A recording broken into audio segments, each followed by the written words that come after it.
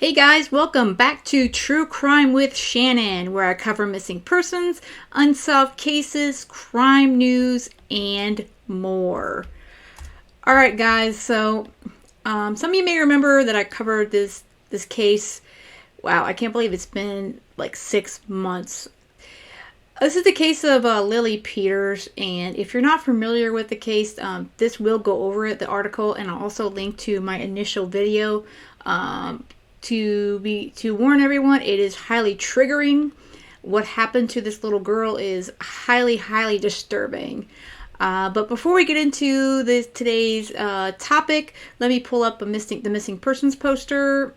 Okay, today's missing person is Jeniya Betts. She is 17 years old with brown straight hair or a ponytail, brown eyes, 5'8", 120 pounds. She is out of Memphis, Tennessee. States the Memphis Police Department is asking for the public's help in locating a missing 17-year-old juvenile. Janaya Betz left her school in Memphis, Tennessee on October 7th, 2022 and did not return home. She was last seen wearing a white polo shirt and black tights. Janaya does not suffer from any mental or medical issues.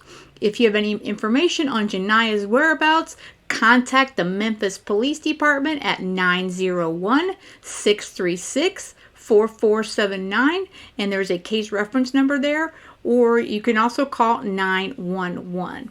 Again, if you have any information on this missing juvenile, Jeniya Betts, out of Memphis, Tennessee, please contact the authorities.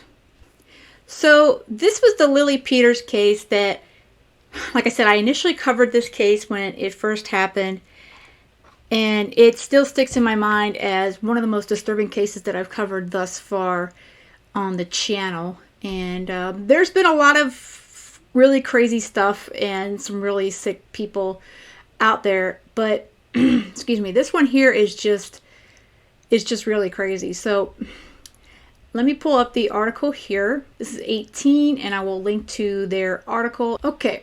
Chippewa Falls. Monday marks 6 months since the death of 10-year-old Lily Peters of Chippewa Falls. The 14-year-old teen accused of unaliving Lily, known to us as CPB, and I've discussed that in the previous video, does not have any court hearings scheduled until August of 2023. So that's almost a year from now, just under a year from now. Harry Hertel, a criminal defense attorney in Eau Claire who is not connected to the case, said the nearly 1 year gap is not unusual for a couple of reasons. Back when COVID struck, a lot of cases that would normally have been tried got pushed off down the road, he said. Hertel said the long wait is likely for preparation for the defense and the state, and crowding of the calendar due to COVID. News 18 has not been able to confirm what the upcoming 5-day hearing in August is about, but Hertel anticipates it will be a reverse waiver hearing to have CPB's case transferred to juvenile court. For this to happen, his defense team will have to argue several points according to state statute. They end up having to establish that there wouldn't be adequate treatment or responses to the type of crime that is present within the adult system, when instead it should be more adequate treatment available in the juvenile system, he said. For example, what type of counseling is available? Second, does transferring jurisdiction unduly depreciate the seriousness of the crime? Third, it is necessary to have him in adult court in order to make sure he or other juveniles don't commit similar crimes in the future. Obviously, the state of Wisconsin is going to fight hard to keep him in adult court, simply because I think they're going to argue it would unduly depreciate the seriousness of what happened to Lily in this case, and in addition, likely allegations that the long-term help he'd need would expand beyond the juvenile system's capabilities, Hertel said. CPB's 5-day hearing is scheduled for August 7th through the 11th of 2023. Okay, so here is the latest on the Lily alert. Now this was being created from her case. Back in June, Rep. Jesse James of Altoona said he was working on a draft legislation to bring the Lily Alert to fruition because her disappearance did not meet the criteria for an Amber Alert. The idea for a Lily Alert gained attention as a Change.org petition. A Chippewa Falls father asked for the creation of an alert system similar to the Amber Alert, but for cases that do not meet the criteria for an Amber Alert. To date, the petition has almost 193,000 signatures. After Rep. James and Chippewa Falls police met with the Wisconsin Department of Justice in July, the DOJ said there's already an alert that exists that could be utilized, so they are no longer pursuing a bill. It's a matter of getting our law enforcement agencies informed and having proper personnel trained on this as a vital tool to help bring resolution to any type of missing or endangered person, James said. According to the DOJ, the Wisconsin Crime Alert Network can be utilized to send out a missing, endangered alert, even if an individual does not meet all the criteria. As we've reported before, several purple benches have been placed around Chippewa Falls in memory of Lily following her death. Okay, so there have been some developments in the case of Lily Peters. Again, this seems to be their hub right here for all of their coverage regarding the unaliving of Lily Peters. They mentioned there's benches outside. They did have a lot of purple ribbons right after her unaliving, and it looks like there was a request at the end of September that was approved for a new judge as per the defense. So, and again, they're also trying to move this to juvenile court. So those look like the two major updates. And besides the fact that it's not going to be tried until August of 2023. There's been a man that's been charged with making threats, it looks like, regarding the unaliving of Lily Peters. And it looks like CPB's lawyer is bringing up concerns over YouTube video. Check that out. Okay, so this was an update, it looks like, back on... Okay, this was from back on June 24th, to get us all up to speed here. It looks like there was a YouTube video that caused concern for CPB's defense team. It states, in a hearing for the case of CPB, who is accused of unaliving and assaulting 10-year-old Lily Peters back in April, his lawyer brought up concerns about a video posted on YouTube. The video airs what sounds like audio from a police officer, something that has not been made public.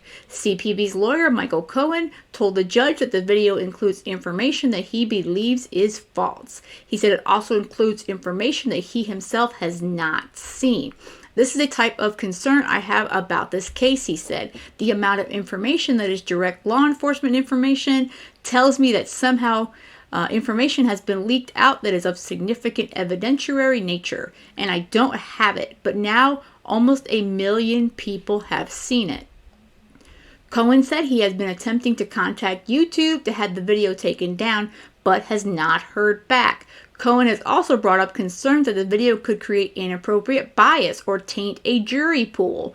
Judge Benjamin Lane said he was concerned about this video and will review it. District Attorney Wade Newell also expressed concern and said he will review it to see if it includes legitimate law enforcement video. The next court appearance was scheduled for September 1st. So I'm not sure if a ruling has happened on that. Let's see. This would have been the next update, was the man accused of making threats. A Minnesota man claiming to be distraught over the death of Lily Peters is charged with making terrorist threats and telephone harassment toward the family of the teenager accused of unaliving her. Herbert Balichwich of St. Paul was charged Wednesday and faces 4 years in prison if convicted. According to the criminal complaint, on May 2nd, dispatch in Chippewa Falls was contacted by Balich, who told them he had done his research, was in the area, and was going to unalive the entire family. Wow. That was days after Lily Peters was unalived, and a teenager, CPB, was arrested for her unaliving. Police evacuated the suspect's family from their home. Balachich later told investigators he made the phone call because he was drunk. He is due in court for initial appearance on September 27th. Okay, remember the criminal complaint? Like I said, his name, CPB, has been released, so it's not completely secret, but due to the fact that that's what they want him to be referred to as, I'm going to continue to honor that at this time. All right, there's some autopsy information here. Again, trigger warning. I definitely would say that's on this entire case, even though all the things I had read today are not really very graphic, but could be happening. This case is definitely a graphic one. Preliminary results are now known about what caused the death of Lily Peters, a 10-year-old girl from Chippewa Falls. According to Chippewa County Coroner Ron Pattern, the preliminary results show Peters died from a blunt force trauma and strangulation, and the manner of unaliving was the homicide. Patton said he will not have the completed autopsy results until he receives more information from the state crime lab as well as the toxicology report. He said this can take up to 6 weeks. Yeah, as we know in many other cases, it does take quite a bit of time, especially for toxicology. So I wouldn't be surprised if that takes a little more time. The preliminary results are consistent with what Chippewa County District Attorney Wade Newell described on Tuesday, saying it was the suspect's intent to unalive Peters from the get-go. Also, his statements regarding the fact that when he did get off the trail, punched the victim in the stomach, knocked her to the ground, essentially strangled her, hit her with a stick before strangling her to the point of unaliving before he then SA'd her. Again, this is what the attacker admits to. The 14-year-old charged with the first-degree intentional unaliving is being held on a $1 million cash bond. So that gives you guys an idea, if you're not familiar with this case, what's going on. Basically, a 14-year-old attacked this 10-year-old. Not only did he attack her and unalive her, he SA'd her. So this is a highly, highly, highly disturbing case. And I'm definitely going to get more up to speed on this so we can keep an eye on it. But it does look like we're not getting really any court proceedings until August of next year. So I'm going to take a look and get caught up on seeing if any of these motions regarding the video and see what happened with the drunk who made threats against CPB's family. And I'll get some further updates and post that shortly, either this week or next week, and see if we can get up to speed on this one. So again, I keep us up to date on Lily Peters, because she deserves justice just like every other person in juvenile, that these poor kids that I cover here on the channel. So that's going to be it for today. I wanted to put this one out there as, again, it came up in my feed, and I definitely wanted to get caught up on this, and I'm sure some of you all would like to as well. And with that said and done, I hope you guys have a great rest of the day, and most of all, stay safe.